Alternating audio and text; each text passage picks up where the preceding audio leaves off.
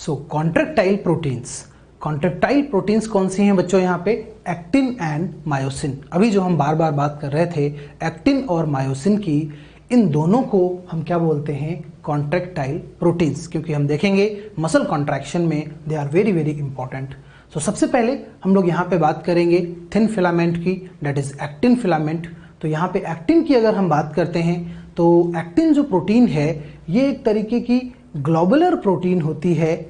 और यहाँ पे अगर हम देखें तो जो एक्टिन है ये आपको जब आप आगे पढ़ेंगे, मॉड्यूल पढ़ेंगे, एनसीईआरटी पढ़ेंगे, तो आपको पता चलेगा कि दो तरीके के एक्टिन होते हैं। एक तो है क्या? एफ एक्टिन, और दूसरा क्या है? जी एक्टिन। तो एफ स्टैंड्स फॉर फिलामेंटस। यहाँ पे एफ का मतलब क्या है बच्चों? फिलामेंटस। और जी एक्टिन का मतलब क्या होता है? Globular actin. तो सबसे पहली चीज, एक्टिन जो प्रोटीन है वो कैसी प्रोटीन है? Globular protein. ग्लोबुलर प्रोटीन होने का मतलब क्या है कि ये गोल जो इस तरीके के बॉल लाइक स्ट्रक्चर्स हैं इनसे बनी हुई है, इसलिए हम क्या बोलते हैं? Actin is a globular protein. तो यहाँ पे जो जी एक्टिन है वो तो एक तरीके की क्या है? मोनोमेरिक फॉर्म है।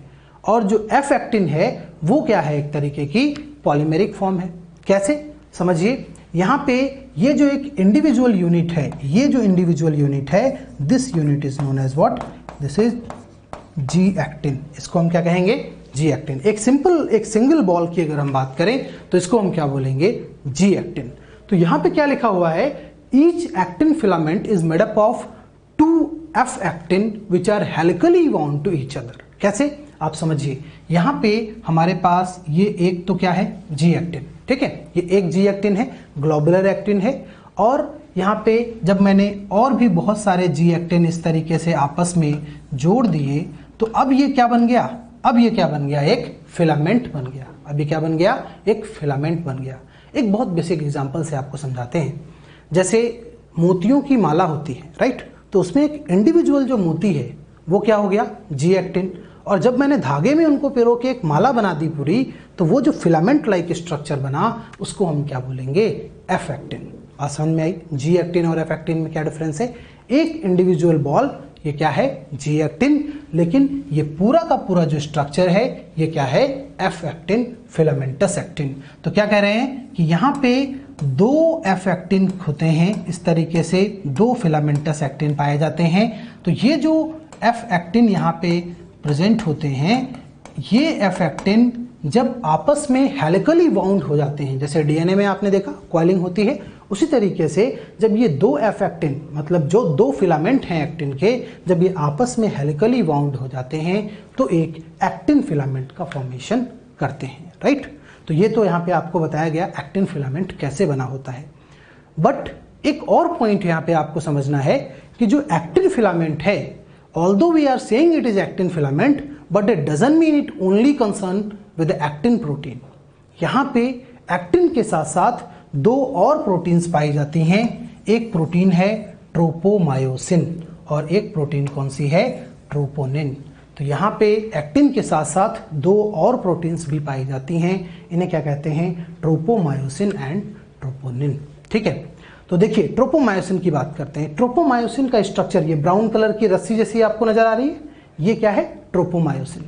तो जैसे मैंने आपको बोला एक्टिन एक ग्लोबुलर प्रोटीन है, बॉल लाइक यूनिट से बनी हुई है, उसी तरीके से ट्रोपोमायोसिन एक फाइब्रस प्रोटीन है। जैसे रस्सी बहुत सारे रेशों से बनी होती है, उसी तरीके से जो ट्रोपोमायोसिन है ये भी बहुत सारे फाइबर्स से बनी हुई है, इसलिए इसका नेचर क्या है? ये एक फाइब्रस प्रोटीन है, ठीक है। तो ट्रोपोमायोसिन एक फाइब्रस प्रोटीन है जो all along the length of actin या all along the length of thin filament इस तरीके से ये पाई जाती है। और इसके भी कितने स्ट्रैंड्स हैं? 2 स्ट्रैंड्स हैं। जैसे हमने यहाँ पे देखा जो एक्टिन के, एफ एक्टिन के 2 स्ट्रैंड्स थे, उसी तरीके से इसके भी कितने स्ट्रैंड्स हैं? 2 स्ट्रैंड्स हैं ट्रोपोमायोसिन के, और ये भी पूरे थिन फिलामेंट पे पाई जाती है, ठीक है। अब आते हैं एक और प्रोटीन की बात करते हैं, ट्रोपोनिन। ट्रोपोनिन की अगर हम बात करें तो सबसे पहले आप इसका स्ट्रक्चर देखिए, ये कैसा स्ट्रक्चर है? बॉल लाइक स्ट्रक्चर है। तो अब आपको पता चल गया होगा ये कौन सी प्रोटीन है? This is what? Globular protein. Just like the actin, ये भी कैसी है? ग्लोबुलर प्रोटीन है। यहाँ पे आप देख रहे हैं सब जगह पे जहाँ ट्रोपोमायोसिन है वहां पे क्या है? 3 बॉल्स हैं। हर जगह आप देख पा रहे हैं कितनी बॉल्स हैं? 3 बॉल्स हैं। इसीलिए हम कहते हैं ट्रोपोनिन जो है वो एक ट्राइमेरिक प्रोटीन है। कैसी प्रोटीन है? Trimeric protein. ट्राइमेरिक इसलिए बोला क्योंकि 3 सब यूनिट्स हैं इसकी, ठीक है। आगे हम डिटेल में देखेंगे इन सब यूनिट्स का नाम क्या होता है। तो यहाँ पे 3 सब यूनिट्स हैं, इसलिए क्या बोलेंगे? ट्राइमेरिक प्रोटीन, ठीक है। तो अभी तक के डिस्कशन में थिन फिलामेंट्स में से अगर आपसे कोई ये पूछे कि कौन कौन सी प्रोटीन ग्लोबुलर प्रोटीन है, क्या आंसर होगा? एक्टिन एंड ट्रोपोनिन, ये दो कैसी हैं? Globular protein. और कौन सी प्रोटीन फाइब्रस प्रोटीन है? ट्रोपोमायोसिन। ट्रोपोमायोसिन कैसी है? Fibrous protein. और ट्रोपोनिन और एक्टिन कैसी हैं? ग्लोबुलर प्रोटीन होती हैं, ठीक है। तो यही चीज़ यहाँ पे लिखी हुई है कि जो एफ एक्टिन होते हैं वो पॉलीमेरिक फॉर्म है, और उनका जो मोनोमर है, जो रिपीटिंग यूनिट है, वो क्या है? G actin. मतलब जी एक्टिन, बहुत सारे जी एक्टिन आपस में जुड़ के क्या बनाते हैं? एक एफ एक्टिन का फॉर्मेशन करते हैं, right. So this was about thin filament. अब हम यहाँ पे इस थिन फिलामेंट में ट्रोपोमायोसिन और ट्रोपोनिन की डिटेल स्टडी करेंगे। तो सबसे पहले बात करते हैं ट्रोपोमायोसिन और ट्रोपोनिन की। तो यहाँ पे देखिए मैंने लिखा है कि this is what? This is regulatory protein. Again ये काफ़ी इंपॉर्टेंट है कि जैसे मैंने एक्टिन और मायोसिन को बोला these are what? Contractile protein, but यहाँ पे हमने क्या बोला? These are regulatory proteins. तो रेगुलेटरी प्रोटीन से मतलब ये क्या कर रही होंगी? रेगुलेट कर रही होंगी। क्या रेगुलेट कर रही हैं? तो ये जो ट्रोपोमायोसिन और ट्रोपोनिन होती हैं, ये एक्टिन और मायोसिन की बाइंडिंग को रेगुलेट करती हैं। एक्टिन और मायोसिन मतलब थिन फिलामेंट और थिक फिलामेंट, ये आपस में जुड़ेंगे या नहीं जुड़ेंगे, उसको रेगुलेट करने का काम कौन करता है? ट्रोपोमायोसिन और ट्रोपोनिन करते हैं, राइट। तो यहाँ पे देखिए स्ट्रक्चर एक बार फिर से आपको दिखाया गया है। ये हमारे पास जो ग्रीन कलर के बॉल लाइक स्ट्रक्चर हैं, ये क्या हैं? ये एक्टिन है। और ये जो आपको ब्लू कलर की फाइब्रस स्ट्रक्चर नजर आ रही है, ये क्या हो गई? हमारे पास ट्रोपोमायोसिन हो गई। और यहाँ पे ये 3 सब यूनिट में आपको क्या दिख रहा है? ट्रोपोनिन दिख रही है, ठीक है। तो यहाँ पे ट्रोपोनिन की 3 सब यूनिट है। एक है हमारे पास ट्रोपोनिन आई, एक है ट्रोपोनिन सी, और एक क्या हो गई? ट्रोपोनिन टी, ठीक है। तो ये डायग्रामेटिकली आपको एक बार फिर से दिखाया गया किस तरीके से ये प्रेजेंट होते हैं, ठीक है। तो ट्रोपोमायोसिन की बात कर लेते हैं। ट्रोपोमायोसिन जो है, इसके बारे में लिखा गया कि 2 filaments of the tropomyosin run very close to the F actin throughout its length, ठीक है। तो एफ एक्टिन के पूरी लंबाई पे हमने देखा कि 2 फिलामेंट्स जो हमारे ट्रोपोमायोसिन के थे, रस्सी के जैसे 2 स्ट्रक्चर्स जो हमने देखे थे, वो पूरी लेंथ पे क्या होते हैं? फैले हुए होते हैं, ठीक है। अब समझते हैं कि ये जो ट्रोपोमायोसिन है, ये कैसे रेगुलेट करते हैं एक्टिन और मायोसिन की बाइंडिंग को, ठीक है। एक छोटा सा डायग्राम मैं ड्रॉ कर रहा हूं, इसको आप समझेंगे। ये हमारे पास है एक जी एक्टिन, ठीक है। ये क्या है? हमारे पास एक जी एक्टिन। मैं आपको इंडिविजुअल लेवल पे बता रहा हूं, यही चीज रिपीट हो जाएगी पूरे एफ एक्टिन के लिए। मोनोमर में आप समझिए जी एक्टिन है, और इस जी एक्टिन में अगर हम देखें तो यहाँ पे हमारे पास मिलती है ये एक बाइंडिंग साइट हर जी एक्टिन पे। Each G actin have a binding site for myosin. ये किसके लिए है? मायोसिन के लिए। तो ये हो गई हमारे पास मायोसिन बाइंडिंग साइट, ठीक है। तो ये हर एक जी एक्टिन पे क्या पाया जाएगा? मायोसिन की बाइंडिंग साइट पाई जाएगी, ठीक है। अब ये जो मायोसिन की बाइंडिंग साइट है, इसकी अगर हम बात करें तो इस मायोसिन की बाइंडिंग साइट पे बेटा यहाँ पे ये एक फाइब्रस प्रोटीन पाई जाती है, और ये जो फाइब्रस प्रोटीन है ये क्या हो जाएगी? ट्रोपोमायोसिन। कौन से प्रोटीन है? ट्रोपोमायोसिन। तो ये जो प्रोटीन है हमारे पास, ये कौन सी हो गई? ट्रोपोमायोसिन। तो ये हो गई हमारे पास क्या? ट्रोपोमायोसिन प्रोटीन, ठीक है। अब इस ट्रोपोमायोसिन के साथ साथ यहाँ पे और क्या पाया जाएगा वो भी आप देखिए। इस ट्रोपोमायोसिन के साथ साथ यहाँ पे पाई जाएगी ये ट्राइमेरिक प्रोटीन, और ट्राइमेरिक से आप पहचान गए होंगे ये कौन सी प्रोटीन है? Troponin protein. कौन सी प्रोटीन है? Troponin protein. और ट्रोपोनिन में 3 सब यूनिट्स थी, वो भी हमने देखा था। तो यहाँ पे देखिए ये ट्रोपोनिन टी हो गया, ये आई हो गया, और ये क्या हो गया? सी हो गया, राइट। तो ये ट्रोपोनिन आई, टी और सी, ये हमारे पास क्या है? ट्रोपोनिन प्रोटीन है। तो कुछ इस तरीके की असेंबली पाई जाती है। हर जी एक्टिन पे मायोसिन की बाइंडिंग साइट है, और जब रेस्टिंग स्टेज की बात कर रहे हैं, जब मसल बिल्कुल रेस्टिंग स्टेज में है, कॉन्ट्रैक्ट नहीं हो रही है, उस समय क्या होगा? ये मायोसिन की बाइंडिंग साइट जो है ये क्लोज रहेगी, और इसको क्लोज कौन करेगा? ये ट्रोपोमायोसिन और ये ट्रोपोनिन ट्रोपोनिन मिलके क्या करेंगे, actin binding site, myosin binding site which is present on the actin, इसको मास्क करके रखेंगे, इसको कवर करके रखेंगे। तो ये तो हुई बात रेस्टिंग स्टेज की। अब जब हमारी मसल को कॉन्ट्रैक्ट होना होगा तो क्या होगा, एक्टिन को मायोसिन से जुड़ना होगा। तो जब जुड़ना होगा तो उस समय क्या करना होगा, इस बाइंडिंग साइट को खोलना पड़ेगा। तो आइए देखते हैं ये कैसे यहाँ से ओपन होती है। ठीक है, तो अभी ये मैंने आपको दिखाया था इधर रेस्टिंग स्टेज। अब मैं दिखाऊंगा at the time of muscle contraction. जब मसल कॉन्ट्रैक्शन होना होगा तो उस समय आप देखिए क्या होगा, ये हमारे पास जी एक्टिन है, ये मायोसिन की बाइंडिंग साइट है। और अब क्या हुआ, यहाँ पे ये जो पूरी की पूरी असेंबली थी, ये पूरी की पूरी असेंबली मतलब ट्रोपोमायोसिन एंड ट्रोपोनिन, ये पूरी की पूरी असेंबली यहाँ से इधर मूव कर जाएंगे। पूरी की पूरी असेंबली ये क्या होगी, यहाँ से यहाँ पे मूव कर जाएगी। और ये क्यों मूव कर गई उसके पीछे भी एक कारण है।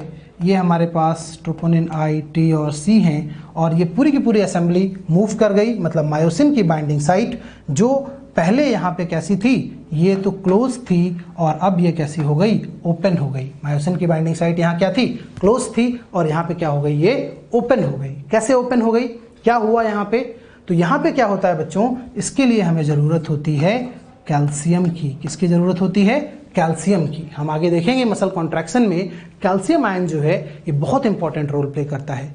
कैल्शियम जैसे ही आएगा वो इस ट्रोपोनिन सी से जुड़ जाएगा। यहाँ पे जो ट्रोपोनिन सी है इसके साथ कैल्शियम जुड़ जाएगा और जब ये कैल्शियम ट्रोपोनिन सी से जुड़ेगा तो ये इस पूरी असेंबली के अंदर कन्फॉर्मेशनल चेंज करेगा, जिसकी वजह से ये पूरी की पूरी साइट जो है वो क्या हो जाएगी, खुल जाएगी, ओपन हो जाएगी। एंड इस तरीके से actin is ready to bind with myosin. ये कॉन्सेप्ट समझ में आया। एक बार एक और बहुत बेसिक एग्जांपल से आपको समझाता हूँ। ये आप मान लीजिए कि ये जो जी एक्टिन है ये एक शॉप है, एक दुकान है और दुकान के बाहर क्या होता है, शटर, आपने देखा है। ठीक है, तो ये ट्रोपोमायोसिन क्या हो गया, शटर हो गया।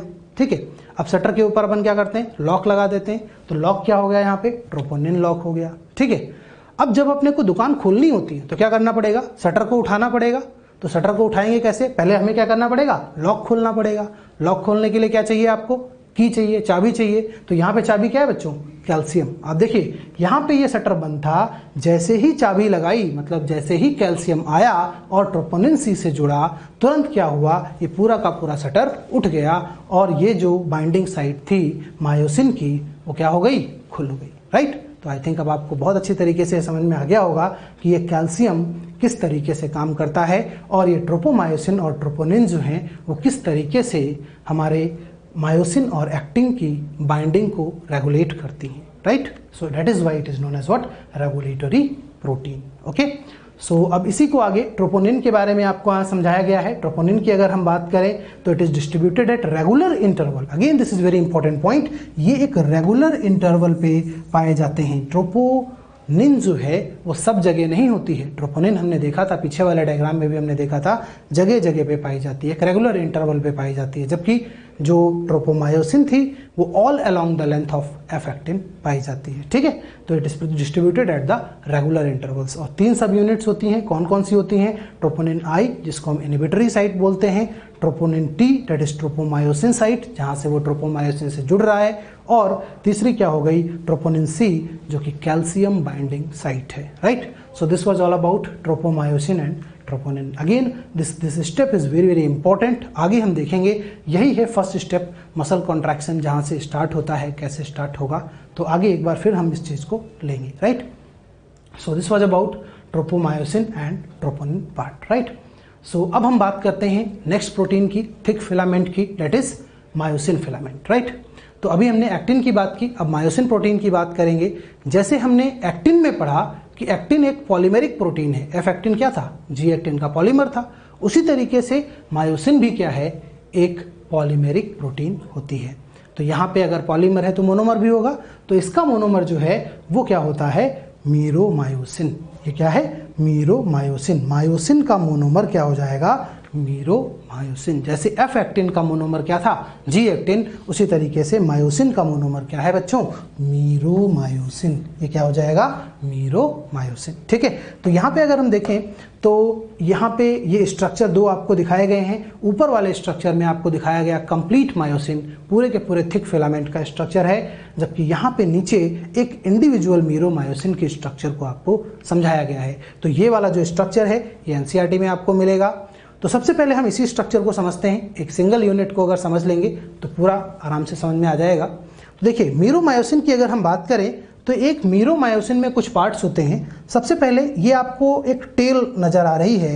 यहाँ पे अगर हम देखें तो ये जो पार्ट आपको नज़र आ रहा है ये क्या है, ये इसकी टेल पार्ट है। क्या है, टेल पार्ट है, राइट। और फिर यहाँ पे अगर हम देखें तो ये एक छोटा सा पार्ट हमको नज़र आता है और इसको हम क्या कहते हैं, शॉर्ट आर्म। इसको क्या कहा जाता है, शॉर्ट आर्म। ठीक है, तो ये क्या हो गया, टेल हो गया, और ये क्या हो गया, शॉर्ट आर्म हो गया। और ये वाला जो पार्ट है, तीसरा जो पार्ट है, उसको क्या लिखा गया है, दिस इज व्हाट, हेड। तो what we can say is कि जो मीरोमायोसिन है उस मीरोमायोसिन में एक तो टेल होती है, एक शॉर्ट आर्म होती है, और एक क्या होता है, हेड होता है। अब यहाँ पे जो टेल वाला पार्ट है ये बना होता है लाइट मीरोमायोसिन का, LMM, शॉर्ट में इसको ऐसे लिखते हैं LMM, that is what, light meromyosin. जबकि जो शॉर्ट आर्म और जो हेड है, जो कि दोनों मिलके क्या बनाते हैं, क्रॉस आर्म, और ये पूरी की पूरी क्रॉस आर्म किसकी बनी हुई है, हैवी मीरोमायोसिन की। किसकी बनी है, heavy meromyosin, that is HMM की बनी हुई होती है। तो मीरोमायोसिन भी दो तरीके के हैं, एक लाइट मीरोमायोसिन, एक हैवी मीरोमायोसिन।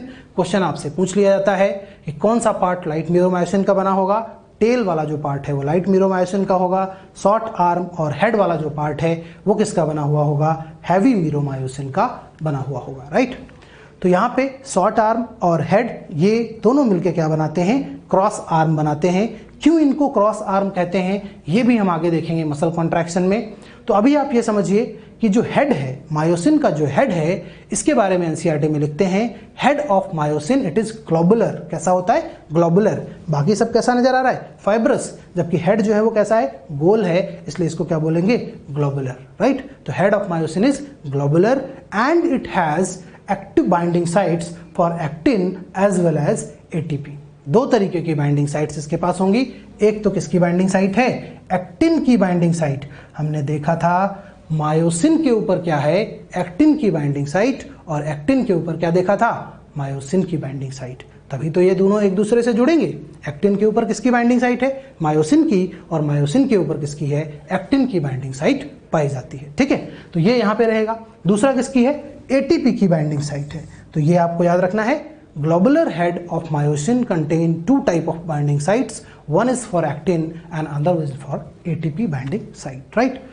एक और पॉइंट एनसीईआरटी जब आप पढ़ेंगे तो वहां लिखे हैं कि head of actin is acting as an active ATPase। किसकी तरह काम करेगा, एक्टिव ATPase की तरह काम करेगा। ATPase एंजाइम की तरह इसका जो हेड है वो काम करता है। ठीक है, so this is about meromyosin part.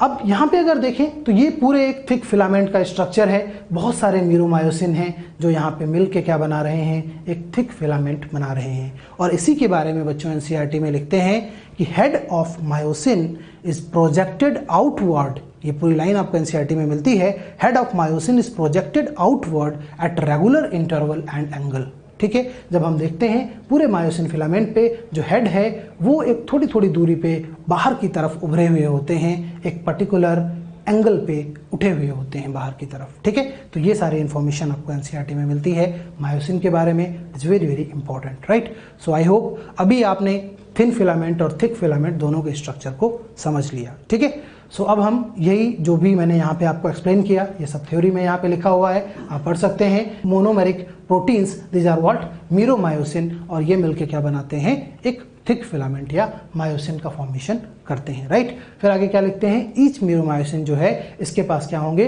दो इंपॉर्टेंट पार्ट होंगे, ग्लोबुलर हेड होगा, शॉर्ट आर्म होगी, उसके साथ साथ क्या होगा यहाँ पे, टेल होगा। और कौन सा यहाँ पे लाइट मीरोमायोसिन का बना हुआ है, तो लाइट मीरोमायोसिन का क्या बना हुआ है, टेल पार्ट, बाकी दोनों पार्ट कैसे हैं, हैवी मीरोमायोसिन के बने हुए हैं, ठीक है। फिर इसके बाद कहते हैं the head and short arm project outward, यही वो लाइन है जिसकी मैं बात कर रहा था। बहुत सारे स्टूडेंट्स इस लाइन में कंफ्यूज होते हैं, उनको समझ नहीं आता है इस लाइन का मतलब क्या है, तो मैंने प्रीवियस स्लाइड में एक्सप्लेन किया है, इसको ध्यान से समझिए। लिखते हैं the head and short arm projects outward at regular distance and angle, ये सबसे ज़्यादा परेशान करता है बच्चों को, at regular distance and angle. जब हमने मायोसिन की बात की, एक बार दोबारा ये वाले डायग्राम की मैं बात कर रहा हूँ, जो हेड है मायोसिन का, ये क्या है, एक रेगुलर डिस्टेंस और एक रेगुलर एंगल पे ऊपर उठे हुए होते हैं, इसी की बात वहाँ पे की जा रही है आपसे। तो ये यहाँ पे लिखा हुआ है कि जो हेड है एंड शॉर्ट आर्म है projects outward at regular distance and angle from each other from the surface of polymerized myosin filament and this is known as what, it is known as cross arm. इसको हम क्या कहते हैं, cross arm कहते हैं, ठीक है। तो ये लाइन आई होप अब आपको समझ में आ गई होगी, ठीक है। तो आगे यहाँ पे लिखते हैं globular head is acting as a active ATPase. तो जो बात मैंने आपको पहले बताई वही चीज़ यहाँ पे दोबारा लिखी हुई है, ये किसकी तरह काम कर रहा है, एक एक्टिव एटीपीएस की तरह यहाँ पे काम कर रहा है। तो ये सारी एनसीईआरटी की लाइन्स हैं, ये सब आपके लिए बहुत इंपॉर्टेंट है, right. So this was about myosin protein. तो इस तरीके से बच्चों हमने एक्टिन प्रोटीन देखा, मायोसिन प्रोटीन देखा, पूरा का पूरा जो कॉन्ट्रैक्टाइल प्रोटीन्स हैं, थिक फिलामेंट, थिन फिलामेंट, ये सारे हमने यहाँ पे देख लिए। तो बच्चों अभी तक हमने इसमें मसल के स्ट्रक्चर के बारे में बात कर ली, मसल के अंदर मसल फाइबर के स्ट्रक्चर को देखा, उसके अंदर मायोफाइब्रल के स्ट्रक्चर को देखा, मायोफाइब्रल में भी हमने सार्कोमियर के स्ट्रक्चर को देखा, और फिर सार्कोमियर के अंदर जो कॉन्ट्रैक्टाइल प्रोटीन्स पाई जा रही थी, जो एक्टिन और मायोसिन थे, उनकी डिटेल स्टडी हमने कर ली। So now we are ready to understand the concept of muscle contraction, ठीक है। ये सारी अभी तक जो हमने पढ़ी, ये सब बेसिक नॉलेज थी जो जरूरी थी इस मसल कॉन्ट्रैक्शन के कॉन्सेप्ट को समझने के लिए। Now we are absolutely ready to understand the concept of muscle contraction. So let's start, okay.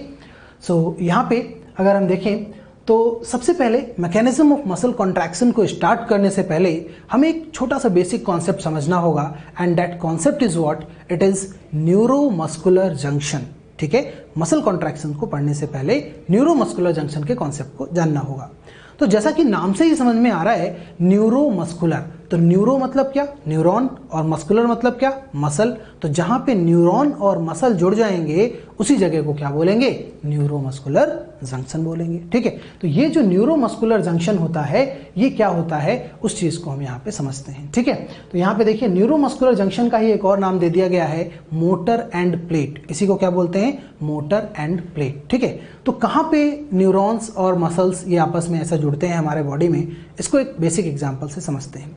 जैसे फॉर एग्जाम्पल मेरी इच्छा हुई कि मैं ये अपनी बाइसेप्स की जो मसल है इसको कॉन्ट्रैक्ट करूं, ठीक है। तो क्या होगा, पूरी फिनोमेना को समझते हैं, बॉडी में होगा क्या। तो जैसे ही मैंने ये सोचा कि मैं अपनी बाइसेप्स की मसल को कॉन्ट्रैक्ट करूं, तुरंत मेरे दिमाग ने, मेरे ब्रेन ने ये डिसीजन लिया और एक मोटर न्यूरॉन के जरिए ये मैसेज भेजा इस मसल को कि अभी तुमको कॉन्ट्रैक्ट होना है, राइट। तो इस मसल को कॉन्ट्रैक्ट होने के लिए मेरे ब्रेन ने, मेरे सीएनएस से एक मैसेज आया, किसके जरिए आया, मोटर न्यूरॉन के जरिए आया, ठीक है। तो वो मोटर न्यूरॉन जहां पे मेरे बाइसेप्स की मसल से टच करेगा, एट दैट जंक्शन पॉइंट, उसको हम लोग क्या बोलेंगे, न्यूरोमस्कुलर जंक्शन। तो यही आपको इस डायग्राम में दिखाया गया है। अब देखिए ये पूरा जो है ये क्या है, मोटर न्यूरॉन है, और यहाँ पे ये क्या है, हमारे पास एक स्केलेटल मसल फाइबर है। तो ये जो मोटर न्यूरॉन है, ये आप देख रहे हैं ऊपर से एक मैसेज आ रहा है और ये इस मसल फाइबर तक पहुंच रहा है। तो वो पार्ट जहाँ पे ये आपस में जुड़ रहे हैं, उस जगह पे अगर हम देखें तो ये क्या हो जाएगा, this particular part, it is known as what, neuromuscular junction, right. तो इसी को हम क्या बोलते हैं, मोटर एंड प्लेट। अब इसी से मिलता जुलता एक और वर्ड है, दैट इज मोटर यूनिट, और अक्सर स्टूडेंट इसमें कंफ्यूज हो जाते हैं मोटर एंड प्लेट और मोटर यूनिट में। तो बहुत छोटा सा डिफरेंस है, आप समझिए कि जब हम बात कर रहे हैं इस न्यूरॉन के टर्मिनल पार्ट और इस मसल सेल की सार्कोलेमा की, मसल सेल के आउटर जो बाउंड्री थी सार्कोलेमा, उसकी बात कर रहे हैं। इसके टर्मिनल पार्ट और सार्कोलेमा के बीच में जो जंक्शन बना उसको क्या बोला, मोटर एंड प्लेट या न्यूरोमस्कुलर जंक्शन। लेकिन जब बात होगी मोटर यूनिट की, तो मोटर यूनिट में क्या आएगा, ये पूरा मोटर न्यूरॉन और ये पूरा मसल फाइबर, इस दोनों को मिला के क्या बोलेंगे, मोटर यूनिट। तो ये क्लियर है, मोटर एंड प्लेट क्या होगा और मोटर यूनिट क्या होगा। ठीक है, तो यहाँ पे वही आपको बताया गया, motor neuron along with the muscle fibre connected to it constitute a motor unit, right. तो आई होप आपको मोटर यूनिट और मोटर एंड प्लेट का कॉन्सेप्ट क्लियर हो गया होगा। ठीक है, तो अब हम देखते हैं कि ये जो न्यूरोमस्कुलर जंक्शन है, ये तो आप समझ गए कि होता क्या है। अब हम ये देखते हैं कि ये काम कैसे करता है और क्या काम करता है। ठीक है, तो इसके लिए सबसे पहले देखते हैं फर्स्ट स्टेप जो हमारे मसल कॉन्ट्रैक्शन का है वो यही होता है। जैसे ही मैंने सोचा कि ये मसल को कॉन्ट्रैक्ट करना है, तुरंत मेरे मोटर न्यूरॉन ने क्या किया, हमारे सीएनएस से एक सिग्नल भेज दिया। और वो किसके द्वारा भेजा, एक मोटर न्यूरॉन के द्वारा भेजा। हमारे सीएनएस ने एक सिग्नल भेजा मोटर न्यूरॉन के द्वारा इस मसल के लिए कि अभी तुमको क्या करना है, कॉन्ट्रैक्ट होना है। ठीक है, तो आप देखिए किस तरीके से ये काम करता है। ठीक है, तो यहाँ पे देखिए ये एक डिटेल स्ट्रक्चर है हमारा न्यूरोमस्कुलर जंक्शन का। जैसे ही ऊपर से सिग्नल आया, ये क्या है, ये पूरा मोटर न्यूरॉन है। जैसे ही ऊपर से सिग्नल आया, वो सिग्नल आते ही यहाँ पे जब हम न्यूरॉन के एंड वाले पार्ट की बात करते हैं, जिसको आपने पढ़ा होगा टीलोडेंड्रिया बोलते हैं, उस टीलोडेंड्रिया में इस टर्मिनल पार्ट में न्यूरॉन के ये छोटे छोटे बॉल लाइक स्ट्रक्चर्स आपको नजर आ रहे हैं। और ये जो बॉल लाइक स्ट्रक्चर्स हैं, इन्हीं को हम क्या कहते हैं, सिनेप्टिक वेसिकल्स। क्या बोलते हैं, सिनेप्टिक वेसिकल्स। और इन सिनेप्टिक वेसिकल्स में बच्चों भरे होते हैं न्यूरोट्रांसमीटर्स। क्या भरे होते हैं, न्यूरोट्रांसमीटर्स। और इस केस में जो न्यूरोट्रांसमीटर है वो कौन सा है, एसिटाइल कोलिन। कौन सा है, एसिटाइल कोलिन। तो ऊपर से जो स्टिमुलस आया वो क्या करेगा, इस सिनेप्टिक वेसिकल को बाहर की तरफ पुश करेगा और ये सिनेप्टिक वेसिकल इस मेम्ब्रेन से जाके फ्यूज हो जाएगा और फट जाएगा।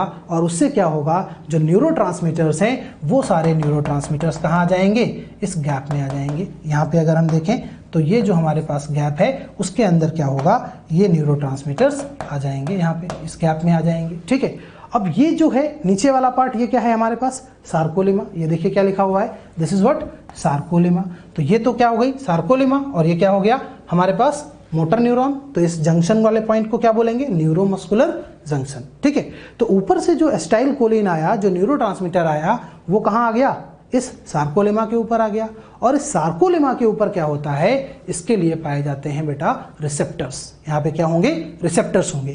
तो ये आके तुरंत क्या करेगा, अपने रिसेप्टर से जुड़ जाएगा। यहाँ पे जो इसके रिसेप्टर्स हैं उस रिसेप्टर के साथ ये क्या होगा, जुड़ जाएगा। और जैसे ही ये अपने रिसेप्टर से इसके पास जुड़ेगा, वो जो नर्व इंपल्स हमारे ब्रेन ने भेजा था वो तुरंत कहाँ ट्रांसफर हो जाएगा, मसल सेल पे ट्रांसफर हो जाएगा, सार्कोलेमा पे ट्रांसफर हो जाएगा। बात समझ में आई।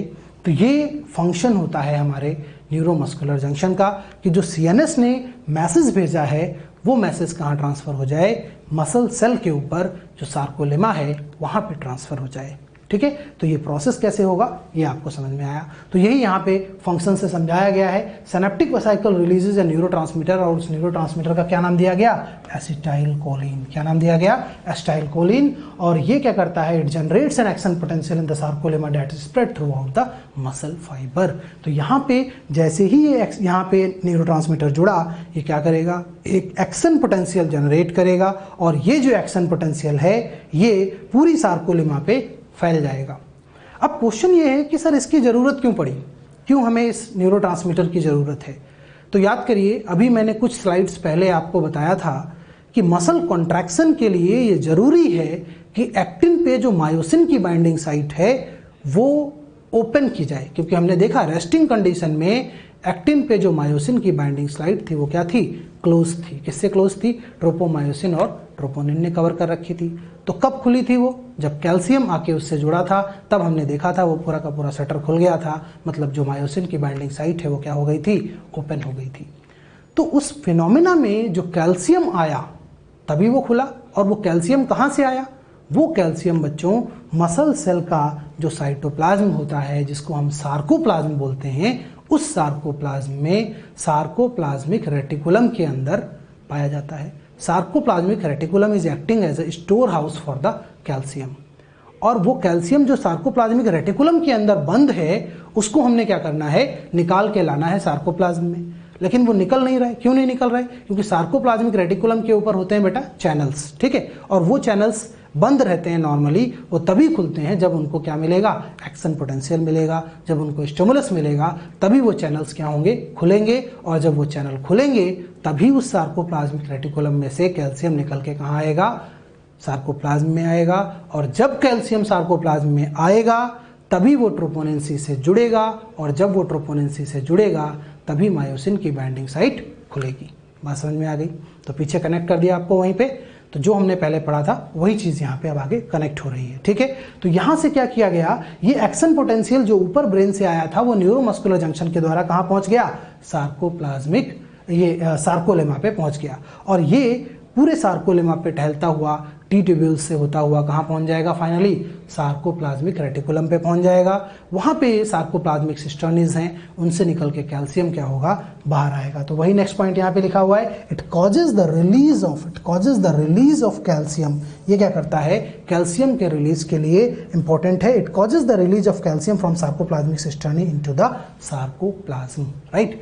तो अब आपको समझ में आ गया होगा कि ये जो न्यूरोमस्कुलर जंक्शन वाला कॉन्सेप्ट है ये क्यों जरूरी है।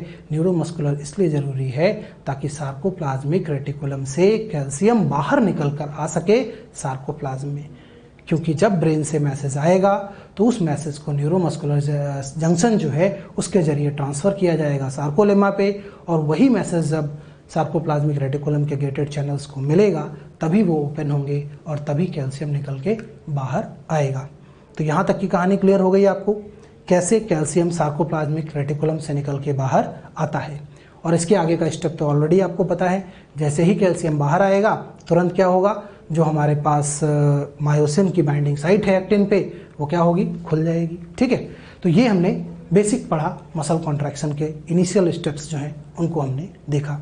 अब आप देखिए आगे यहाँ पे क्या होता है, तो यही लिखा है कि calcium binds with the sub unit of the troponin on the actin filament and unmask the active binding sites of the myosin present on the actin. तो ये वही पार्ट है जो मैंने आपको जब एक्टिन फिलामेंट पढ़ाया था तो बताया था, वही चीज़ यहाँ पे लिखी हुई है। अब आप उसी चीज़ को डायग्राम से देखेंगे, वहाँ पे भी मैंने यही आपको बताया था। आप देखिए ये वो एक्टिन फिलामेंट है, उसके ऊपर ये रोप लाइक स्ट्रक्चर है। ये रोप लाइक स्ट्रक्चर किसको बता रहा है, दिस इज व्हाट, ट्रोपोमायोसिन। बीच बीच में रेगुलर इंटरवल कौन सी प्रोटीन है यहाँ पे, this is what, troponin protein, right. तो अभी हमने देखा रेस्टिंग स्टेज में क्या है, ये जितनी भी बाइंडिंग साइट्स हैं, ये ब्लैक वाली बाइंडिंग साइट्स हैं, ये सब क्या है, क्लोज हैं, ये सब क्या है, क्लोज है। लेकिन जैसे ही कैल्शियम मिला, जैसे ही इसको कैल्शियम मिलता है तुरंत क्या होगा, ये कैल्शियम किसके साथ जुड़ जाएगा, ट्रोपोनिन सी के साथ जुड़ जाएगा। और जब ये कैल्शियम ट्रोपोनिन सी के साथ जुड़ेगा, आप देखिए ये पूरा का पूरा स्ट्रक्चर फ्लिप हो गया। ये पूरी की पूरी जो ट्रोपोमायोसिन थी, ट्रोपोनिन थी, ये पूरी की पूरी टर्न अराउंड हो गई, और उससे क्या हुआ, ये सारी बाइंडिंग साइट्स क्या हो गई, ओपन हो गई हैं। जितने भी ब्लैक डॉट्स आपको नजर आ रहे हैं ना, ये सब क्या है, मायोसिन की बाइंडिंग साइट किसके ऊपर, एक्टिन के ऊपर। पहले देखिए आप सारी कवर्ड थी, जैसे ही कैल्शियम आया ये सारी की सारी फ्लिप हो गई, सारी की सारी क्या हो गई, ओपन हो गई।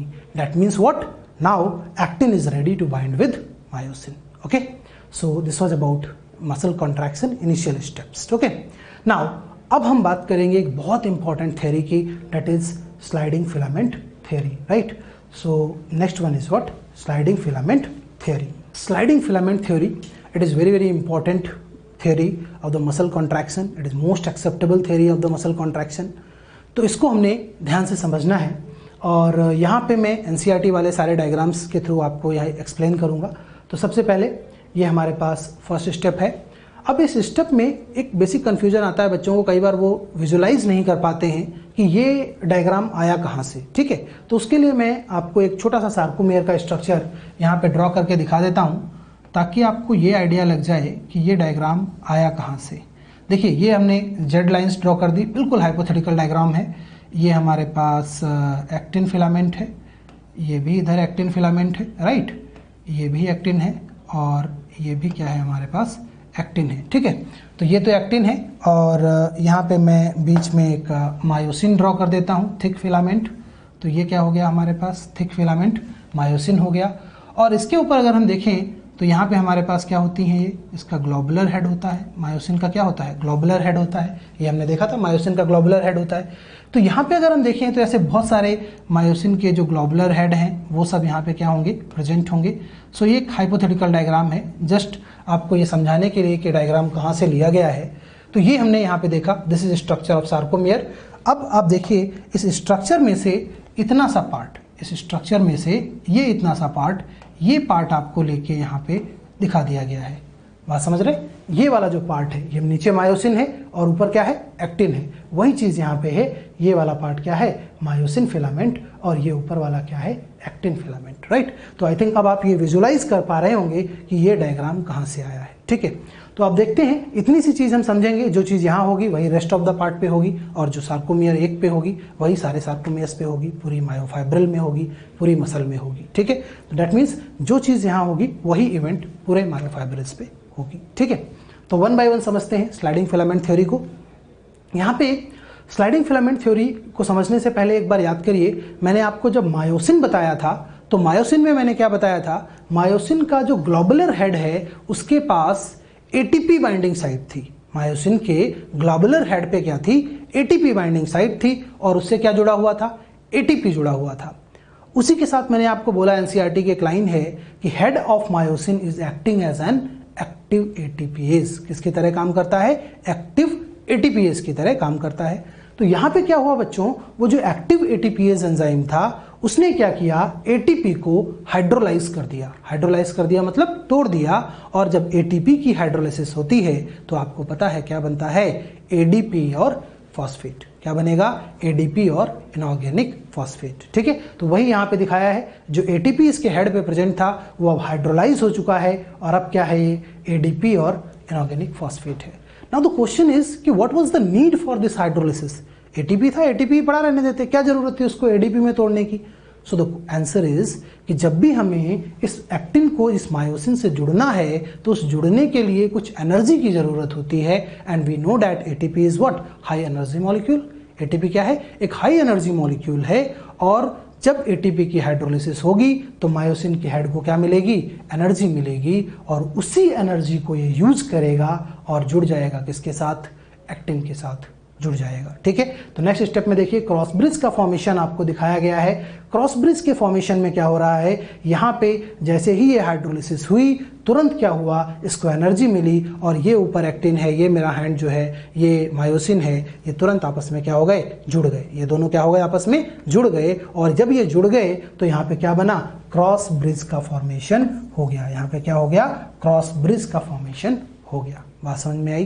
तो क्रॉस ब्रिज का फॉर्मेशन कब हुआ, जब इसको एटीपी की हाइड्रोलिसिस से एनर्जी मिली, तो ये हेड ऑफ मायोसिन एक्टिन पे अपनी बाइंडिंग साइट के साथ जुड़ गया, और इसी को हमने बोला क्रॉस ब्रिज फॉर्मेशन।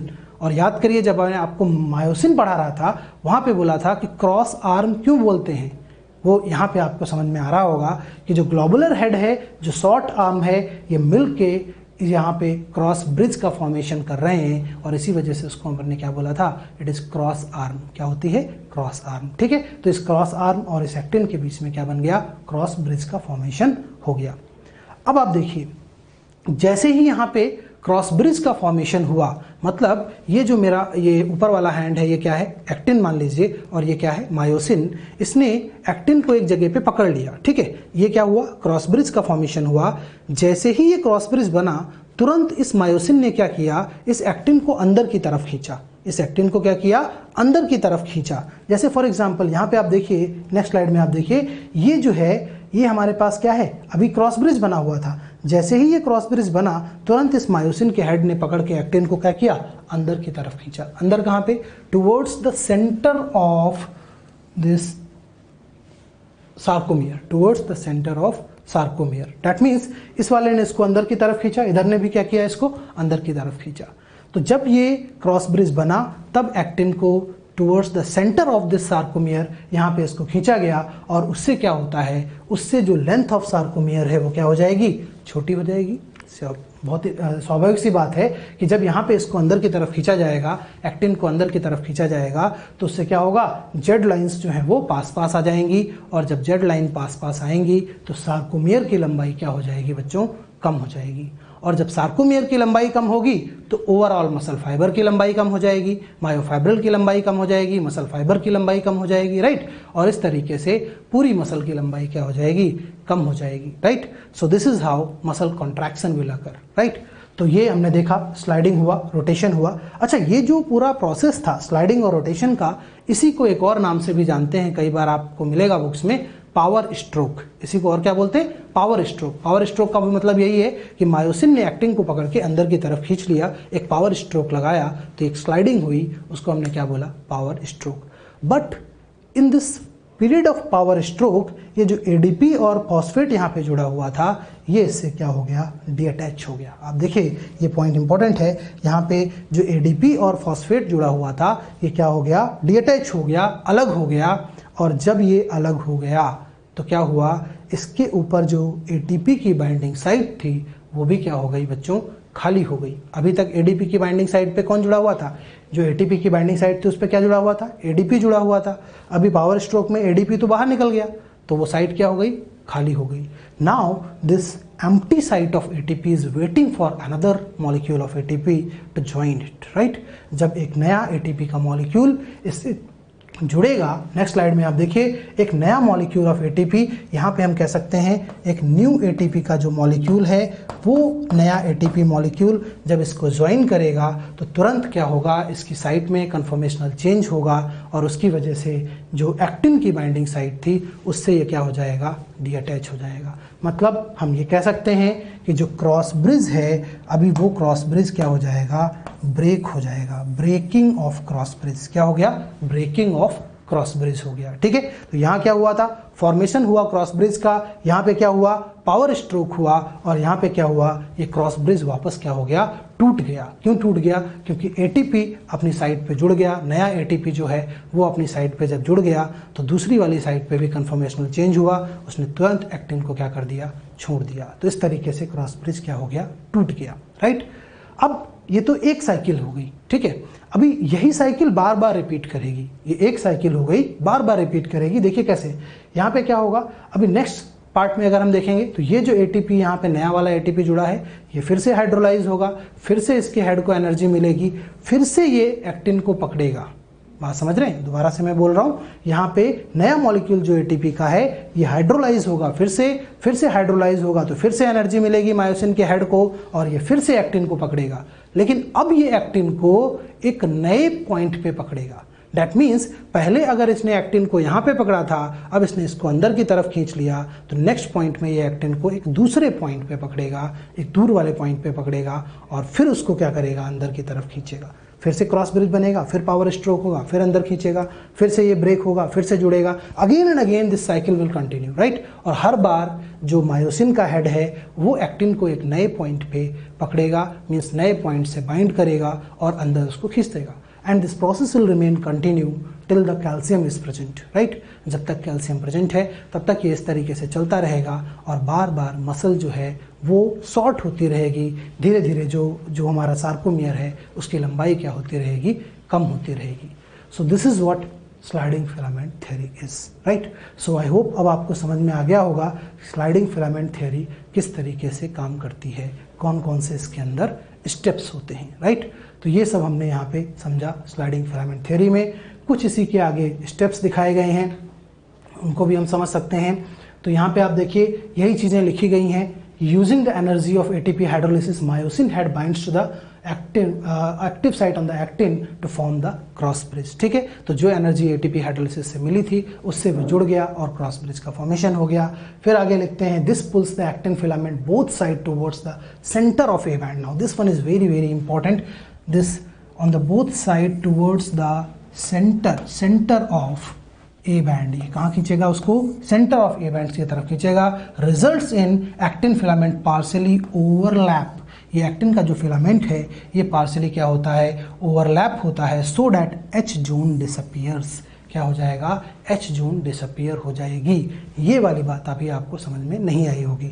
देखिए यहाँ पे इनिशियल कंडीशन क्या थी, इनिशियल कंडीशन ये थी, ये हमारे पास इस तरीके से स्ट्रक्चर था, ये हमारे पास क्या थी, मायोसिन था, ठीक है। और ये बीच में आपको पता है जहाँ पे एक्टिन नहीं प्रेजेंट होता है वहाँ पे ये पूरी जो स्पेस है उसको क्या बोलेंगे, एच जोन। ये क्या थी, एच जोन थी। ये तो रिलैक्स कंडीशन में, ये कब था, रिलैक्स कंडीशन में। जब मसल का कॉन्ट्रैक्शन हुआ तो आप देखिए यहाँ पे क्या डिफरेंस आया, ये जो एक्टिन है ये आपस में क्या हो गए, ओवरलैप हो गए। इसी ओवरलैपिंग की बात की जा रही है। अभी आप देखिए एक्टिन के बीच में स्पेस था, अब क्या हो गया, ये ओवरलैप हो गया। और जब ये ओवरलैप हो गया तो आपने देखा यहाँ पे क्या रहेगा, ये इस तरीके से पास पास में आ जाएंगे। और अब आप देख सकते हैं एच जोन जो है वो क्या हो गया, डिसअपियर हो गया, राइट। तो यही चीज़ आपको यहाँ पे समझाया जा रहा है। ये जो है ये कॉन्ट्रैक्शन वाला फेज है और ये कौन सा फेज है, रिलैक्सेशन, रेस्टिंग स्टेज का फेज है, ठीक है। तो वही आपसे बोल रहे हैं, this pulls the actin filament both side towards the centre of A band, centre of A band की तरफ खींचा और उसकी वजह से क्या हुआ, जो एक्टिन फिलामेंट है वो पार्शियली ओवरलैप हो गया। आप देखिए एक्टिन फिलामेंट कैसा हो गया, पार्शियली ओवरलैप हो गया, so that H zone disappears, right. तो इस तरीके से हमने देखा कि जो एच जोन है वो क्या हो गई, डिसअपियर हो गई, राइट। सो ये सब कुछ हमने पढ़ना था किसके बारे में, मसल कॉन्ट्रैक्शन के बारे में, राइट। तो अब बच्चों हम लोग यही सारा प्रोसेस जो मसल कॉन्ट्रैक्शन का हमने यहाँ पे पढ़ा है अभी तक, इसी को एक एनिमेशन की हेल्प से देखेंगे, सो डैट आपको जो कॉन्सेप्ट समझ में आया है ये और ज़्यादा अच्छी तरीके से क्लियर हो जाए। ओके, सो देखते हैं हम यहाँ पे, ये हमारे पास ऊपर एक्टिन फिलामेंट है और ये क्या है, मायोसिन, और ये रेगुलर इंटरवल पे उसके हेड है, ठीक है।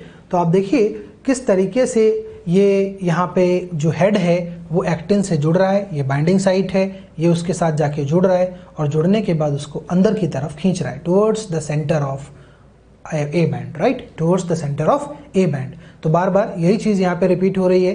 तो इससे आपको ये समझ में आ रहा है किस तरीके से मायोसिन का जो हेड है वो एक्टिन को अंदर की तरफ खींच रहा है towards the centre of A band, right. तो ये आपको सारा कॉन्सेप्ट जो मैंने स्लाइडिंग फिलामेंट थ्योरी में समझाया वही यहाँ पे एनिमेशन के थ्रू दिखाया जा रहा है।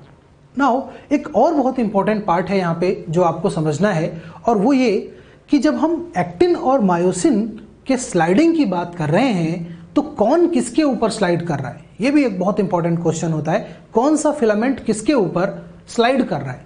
अगर आपने ध्यान से स्लाइडिंग फिलामेंट थ्योरी को समझा है तो डेफिनेटली आप आंसर कर पाएंगे कि कौन सा किसके ऊपर स्लाइड कर रहा है। आप देखिए जो मायोसिन है वो हमेशा अपनी जगह पे फिक्स रहता है, मायोसिन फिलामेंट हमेशा अपनी जगह पे फिक्स रहता है और वो एक्टिन को डिफरेंट पोजीशंस पे पकड़ के अंदर की तरफ खींचता है। जैसे एक जगह पे एक्टिन को पकड़ा, उसको अंदर की तरफ फेंक दिया, और फिर से दूसरी जगह पे एक्टिन को पकड़ा, फिर अंदर की तरफ खींचा। तो इससे क्या पता चल रहा है कि मायोसिन तो अपनी जगह फिक्स है, बट उसके ऊपर स्लाइड क्या कर रहा है बच्चे, यहाँ पे क्या स्लाइड कर रहा है, एक्टिन स्लाइड कर रहा है। बात समझ में आई?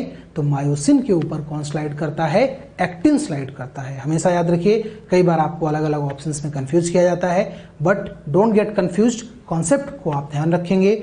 हमेशा स्लाइडिंग फिलामेंट थ्योरी में, मसल कंट्रैक्शन में मायोसिन अपनी जगह पे फिक्स है, एक्टिन फिलामेंट उसके ऊपर स्लाइड कर रहा है, जिसकी वजह से ओवरऑल सार्कोमेयर की लंबाई क्या हो रही है, कम हो रही है, राइट। तो ये आपने यहाँ पे देखा इस एनिमेशन से। अब आगे एक और ब्यूटीफुल एनिमेशन आपके लिए है, और इससे आपको ये पता चलेगा, इस एनिमेशन से ये पता चलेगा कि जो हमारे पास बैंड्स हैं, जो सार्कोमेयर पे हमने आई बैंड, ए बैंड पढ़े, उन बैंड्स पे क्या इफेक्ट पड़ता है मसल कॉन्ट्रैक्शन के दौरान, ठीक है। जब मसल कॉन्ट्रैक्शन होता है तो उन बैंड्स पे क्या इफेक्ट पड़ता है। आप देखिए ये हाइपोथेटिकल डायग्राम है, ये हमारे पास क्या है, these are what, Z line. ये जो आपको बाउंड्री यहाँ पे नजर आ रही है वो कौन सी हो जाएगी हमारे पास, this is what, Z line. तो ये जो बाउंड्रीज हैं ये क्या है, जेड लाइन्स हैं। यहाँ पे जो ब्लू कलर से स्ट्रक्चर आपको नजर आ रहा है ये क्या है, दिस इज ए बैंड, और जो रेड कलर का बीच का स्ट्रक्चर है वो क्या है, आई बैंड। अब आप देखिए जब कॉन्ट्रैक्शन होता है तो ये जो आई बैंड है ये क्या हो जाता है, शॉर्ट हो जाता है। क्लियरली आपको विजुलाइज हो रहा है, जो आई बैंड है ये क्या हो जाएगा, छोटा हो जाएगा, राइट। सार्कोमेयर की लंबाई भी क्या हो गई, छोटी हो गई। दो जेड लाइंस क्या हो गई, पास पास आ गई, जेड लाइंस क्या हो गई, पास पास आ गई, ठीक है। तो यही चीज यहाँ से आपको इस एनिमेशन से बहुत क्लियरली, ब्यूटीफुली आपको समझ में आ रही है कि at the time of muscle contraction जो आई बैंड है, ये जो बीच की गैप है, ये आप देखिए ये क्या हो जाती है, छोटी हो जाती है। क्यों? क्योंकि ये स्लाइड कर जाते हैं, राइट। तो देखिए ये स्लाइड कर गया, ये छोटा हो गया। अच्छा, बीच का जो एच जोन है वो भी क्या हो रहा है, छोटा हो रहा है। आप देखिए पहले बीच में गैप ज़्यादा था, अभी गैप क्या हो गया, कम हो गया। तो एच जोन क्या हो रहा है, डिसअपियर हो रहा है। आई बैंड भी क्या हो रहा है, कम हो रहा है। सार्कोमियर की लेंथ भी क्या हो रही है, कम हो रही है, राइट। तो ये सारी चीज़ें हमने यहाँ पे इस एनिमेशन से समझी, ठीक है। इसी को एक एनसीईआरटी के डायग्राम से समझते हैं। ये इसलिए क्योंकि अगर आपको डायग्राम बेस्ड क्वेश्चन पूछा जाएगा तो ये डायग्राम मिलेगा, तो इस डायग्राम को समझना भी बहुत ज़रूरी है। ये हमारे पास रिलैक्स्ड स्टेट का कंडीशन है, बिल्कुल रिलैक्स स्टेट है। आप देखिए जेड लाइन काफ़ी दूर दूर है, बीच में बड़ा सा एच जोन पाया जा रहा है, ठीक है। एक नॉर्मल सार्कोमियर जैसा हमने पढ़ा है वैसा है। जब ये कॉन्ट्रैक्ट हो रहा है at the time of contraction, जब कॉन्ट्रैक्शन चल रहा है तो आप देखिए क्या हुआ, यहाँ जेड लाइन यहाँ पे थी, यहाँ थोड़ा अंदर की तरफ आ गई। डैट मीन्स जेड लाइन पास पास आना शुरू हो गई और जो बड़ा एच जोन था वो थोड़ा सा क्या हो गया, यहाँ पे छोटा हो गया। बड़ा एच जोन क्या हो गया, छोटा हो गया। और नेक्स्ट स्टेप में जब ये मैक्सिमम कॉन्ट्रैक्ट कर गया, जब मैक्सिमम कॉन्ट्रैक्ट कर गया और यहाँ पे ये क्या हो गए, ओवरलैप हो गए। क्या हो गए, ओवरलैप हो गए। वही जो मैंने आपको पहले बताया था कि at the time of maximum contraction actin filaments overlap over each other, ये एक दूसरे के ऊपर क्या हो जाते हैं, ओवरलैप हो जाते हैं, राइट। तो एच जोन पूरी तरीके से क्या हो गया, डिसअपियर हो गया। और जो आई बैंड पहले आपको बड़ा सा दिख रहा था वो यहाँ छोटा हुआ और यहाँ बहुत ही नेग्लिजिबल अमाउंट में आ गया, ठीक है।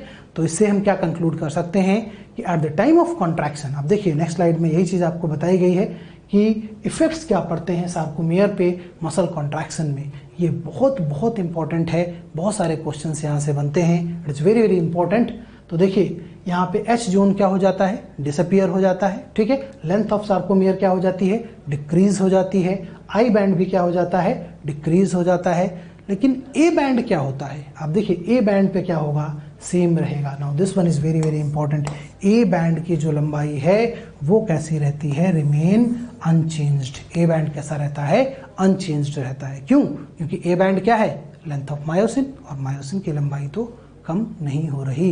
इनफैक्ट किसी की भी लंबाई कम नहीं हो रही। ये भी एक बहुत इंपॉर्टेंट पॉइंट है। देखिए नेक्स्ट पॉइंट है कि at the time of muscle contraction ना ही एक्टिन की लंबाई कम होती है, ना ही मायोसिन की लंबाई कम होती है, rather they slide over each other. वो क्या करते हैं, एक दूसरे के ऊपर स्लाइड करते हैं। And due to that sliding overall length of sarcomere get decreased. उसकी वजह से क्या होता है, जो सार्कोमियर है उसकी लंबाई कम हो जाती है। बात समझ में आई। तो at the time of muscle contraction किसी भी फिलामेंट की लंबाई कम नहीं होती है। ये चीज़ बिल्कुल अच्छी तरीके से क्लियर कर लीजिए। कितना भी कंफ्यूज आपको किया जाए एग्जाम में, आपको ध्यान रखना है ना ही एक्टिन फिलामेंट की लंबाई कम होगी, ना ही मायोसिन फिलामेंट की लंबाई कम होगी। रदर क्या होगा, यहाँ पे ये दोनों एक दूसरे के ऊपर स्लाइड करेंगे। फिर भी अगर कन्फ्यूजन हो जाए तो बेसिक सी चीज़ याद रखिए, थ्योरी का नाम क्या है, स्लाइडिंग फिलामेंट थ्योरी।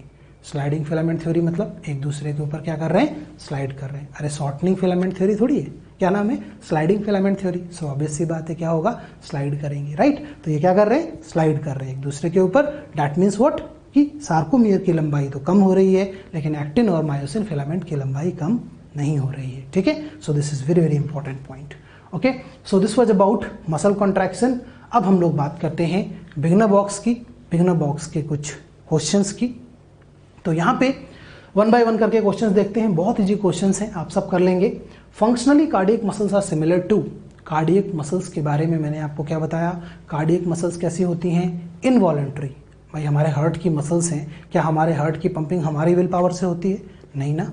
तो that means they are what, involuntary. और इनवॉलंटरी दूसरी मसल्स कौन सी पढ़ी थी हमने, इनवॉलंटरी मसल्स स्मूथ मसल्स थी, विसरल मसल्स थी, ठीक है। तो फंक्शनली जो कार्डियक मसल्स हैं वो किसके सिमिलर होंगी, अनस्ट्राइब्ड मसल्स के सिमिलर होंगी। अनस्ट्राइब्ड मतलब स्मूथ मसल्स के सिमिलर होंगी, क्योंकि वो भी कैसी होती हैं, इनवॉलंटरी होती हैं, ठीक है। नेक्स्ट अगर देखें कवरिंग ऑफ मसल, ये तो बहुत ईजी है, आप सब कर लेंगे। कवरिंग ऑफ मसल क्या होगी, एपीमाइसियम। मैंने बार बार आपको बताया था, epimysium is what, covering of muscle. उसके अलावा अगर हम देखें तो पेरीमाइसियम किसकी कवरिंग को बोलेंगे, it is covering of bundle of muscle fibre. Then endomysium, ये किसकी कवरिंग है, covering of muscle fibre. Sarcolemma, it is outer boundary of muscle fibre. जो मसल सेल या मसल फाइबर है उसकी आउटर बाउंड्री को क्या बोला था, सार्कोलेमा। जबकि एंडोमाइसियम किसको बोला था, उसके भी ऊपर जो कवरिंग थी उसको क्या बोला था, एंडोमाइसियम, राइट। तो ये सारी चीजें हमने डिटेल में पढ़ी हुई हैं। These questions are very very easy, you can solve them very easily, right? Now next one is myofibril contain, myofibrils में क्या होता है, मायोफाइब्रिल के डिटेल स्ट्रक्चर को हमने पढ़ा, आपने देखा वहाँ पे क्या होता है, एक्टिन प्रोटीन भी पाई जाती है, वहाँ पे मायोसिन प्रोटीन भी पाई जाती है, वहाँ पे ट्रोपोनिन प्रोटीन भी पाई जाती है, एक और प्रोटीन हमने वहाँ पे पढ़ी थी, कौन सी, ट्रोपोमायोसिन। तो ये सारी ही प्रोटीन्स क्या होती हैं, मायोफाइब्रिल्स में पाई जाती हैं। So answer will be all of the above. क्या हो जाएगा, all of the above, right. Now next one is during contraction of muscles. ये तो अभी हमने पढ़ा था, मसल कॉन्ट्रैक्शन के टाइम पे क्या होगा, actin filament slide over actin. देखिए बहुत अच्छा क्वेश्चन है, यही मैं आपको बोल रहा था कि बहुत कंफ्यूज करते हैं ऑप्शंस को देखे। तो आप देखिए क्या लिखा है, actin filament slide over actin. क्या एक्टिन एक्टिन के ऊपर स्लाइड करता है, नहीं करता है, तो ये क्या हो गया, गलत हो गया। फिर क्या है, myosin filament slide over actin. अरे मायोसिन थोड़ी स्लाइड करेगा, मायोसिन तो अपनी जगह पे फिक्स है, दैट मीन्स ये भी क्या हो गया, गलत हो गया। Next is what, actin filament slide over myosin, right, this one is right, right. तो एक्टिन फिलामेंट जो है वो क्या करता है, मायोसिन के ऊपर स्लाइड करता है, ठीक है। Myosin filament slide over actin, ये भी क्या हो जाएगा, गलत हो जाएगा, ठीक है। तो ये गलत हो जाएंगे। एक्टिन फिलामेंट क्या करता है, स्लाइड करता है किसके ऊपर, मायोसिन के ऊपर, ठीक है। तो ये क्वेश्चन भी हो गया। Next is unstriped muscles are also known as, unstriped मतलब जिसके ऊपर स्ट्राइसेंस ना पाए जाए, मतलब क्या, स्मूथ मसल। स्मूथ मसल कौन सी थी, विसरल मसल थी, स्मूथ मसल थी, इनवॉलेंटरी मसल थी। तो यहाँ पे भी आंसर क्या हो जाएगा, ऑल हो जाएगा। बात समझ में आई, बहुत इजी क्वेश्चन है। Contractile unit of muscle fibre, बार बार मैंने आपको बताया था, कौन सी होगी, सार्कोमियर। कौन सी होगी, sarcomere. So sarcomere is what, contractile unit of muscle fibre, ठीक है। इसके बाद अगर हम देखें तो क्या है, phosphagen in invertebrate. Now this one is important, इस कॉन्सेप्ट को आप समझिए अच्छे से। लिखा है फॉस्फोजन इन वर्टिब्रेट्स में क्या होता है, ठीक है। वर्टिब्रेट्स के अंदर फॉस्फोजन क्या होता है। तो सबसे पहले बच्चों आपको समझना पड़ेगा, ये जो टर्म है फॉस्फोजन, ये होता क्या है, इसको समझते हैं। फॉस्फोजन कुछ ऐसे कंपाउंड्स हैं जो फॉस्फेट को डोनेट करते हैं। किसको डोनेट करते हैं, फॉस्फेट को। अभी फॉस्फेट को डोनेट करने की ज़रूरत क्या पड़ी, देखिए जब हमने स्लाइडिंग फिलामेंट थ्योरी को पढ़ा तो मैंने आपको बताया कि जो पावर स्ट्रोक वाला पॉइंट था उसके बाद जो एडीपी था वो निकल गया था बाहर। हमने देखा था एडीपी क्या हो गया था, एडीपी और फॉस्फेट डीअटैच हो गया था, राइट, याद आ गया। तो एडीपी और फॉस्फेट जो है वो क्या हो गया था, निकल गया था। अब उसकी जगह एक नया एटीपी आ गया था, ये भी हमने देखा था। तो क्वेश्चन ये है कि अगर वो साइकिल बार बार चलती रहेगी, बार बार चलती रहेगी, तो उतना नया एटीपी कहाँ से आएगा, what will be the source of ATP, right, and what will be the fate of that ADP which is going in the sarcoplasm. जो एडीपी सार्कोप्लाज्म में जा रहा है उसका क्या होगा, ठीक है। तो देखिए इसके लिए हमें समझना पड़ेगा एटीपी और एडीपी के स्ट्रक्चर को। So what is ATP, adenosine triphosphate. क्या होता है, एडेनोसिन ट्राइफॉस्फेट। और एडीपी क्या है, एडेनोसिन डाइफॉस्फेट। तो एटीपी को अपन क्या बोलते हैं, हाई एनर्जी मॉलिक्यूल। तो अगर कोई एडीपी में एक फॉस्फेट जोड़ दे, डाइफॉस्फेट तो ऑलरेडी है वो, अगर एक फॉस्फेट हम जोड़ दें तो क्या हो जाएगा, एटीपी, मतलब वो भी क्या बन जाएगा, हाई एनर्जी मॉलिक्यूल बन जाएगा। बात समझ में आ रही है। तो इसका मतलब क्या हुआ कि जो एडीपी बाहर निकल गया था पावर स्ट्रोक वाले पॉइंट में, उस एडीपी में अगर किसी ने, ये एडीपी हमारे पास था, जो एडीपी बाहर निकल गया था, इस एडीपी में अगर फॉस्फेट जोड़ दिया जाएगा तो ये क्या बन जाएगा, एटीपी बन जाएगा। अगेन क्या बन जाएगा, एटीपी बन जाएगा, एक हाई एनर्जी मॉलिक्यूल बन जाएगा। तो ये फॉस्फेट जो है, ये फॉस्फेट आएगा कहाँ से, यही फॉस्फेट आएगा फॉस्फोजन से, राइट। तो फॉस्फोजन ऐसे कंपाउंड्स हैं जो फॉस्फेट डोनेट करते हैं, फॉस्फेट दे देते हैं एडीपी को, ताकि वो क्या बन जाए, एटीपी बन जाए और मसल कॉन्ट्रैक्शन की साइकिल्स में यूटिलाइज हो सके। बात समझ में आई। तो वर्टिब्रेट की जब हम बात करते हैं, हायर ऑर्गेनिजम्स की बात करते हैं, तो वहां पे होता है बच्चों फॉस्फोक्रेटिन। क्या होता है, फॉस्फोक्रेटिन। क्रेटिन जो है वो हमारी मसल प्रोटीन होती है। तो फॉस्फोक्रेटिन जो होता है वो अपना फॉस्फोरस दे देता है और एटीपी बनाने में हेल्प करता है। लेकिन अगर यही क्वेश्चन इनवर्टिब्रेट की बात की जाए, अगर लोअर ऑर्गेनिजम्स की बात की जाए, तो वहां आंसर क्या हो जाएगा, फॉस्फोआर्जिनिन। क्या होगा, फॉस्फोआर्जिनिन। तो ये आपको याद करना पड़ेगा। वर्टिब्रेट्स में फॉस्फोजन कौन सा होगा, फॉस्फोक्रेटिन, और यहाँ पे कौन सा हो जाएगा, फॉस्फोआर्जिनिन, ठीक है। तो ये क्वेश्चन भी हो गया आपसे। अब आगे देखते हैं। तो ATPase activities found in, ATPase activity कहाँ पाई जाती है, हमने पढ़ा था, एनसीईआरटी की लाइन है, it is present in head of the myosin. कहाँ पाई जाएगी, हेड ऑफ द मायोसिन में। तो आंसर क्या हो जाएगा, मायोसिन फिलामेंट, राइट। सो ये सब कुछ हमने पढ़ा यहाँ पे कि देखा हमने बिगिनर बॉक्स के क्वेश्चंस के बारे में। सो this was all about the questions of beginner box.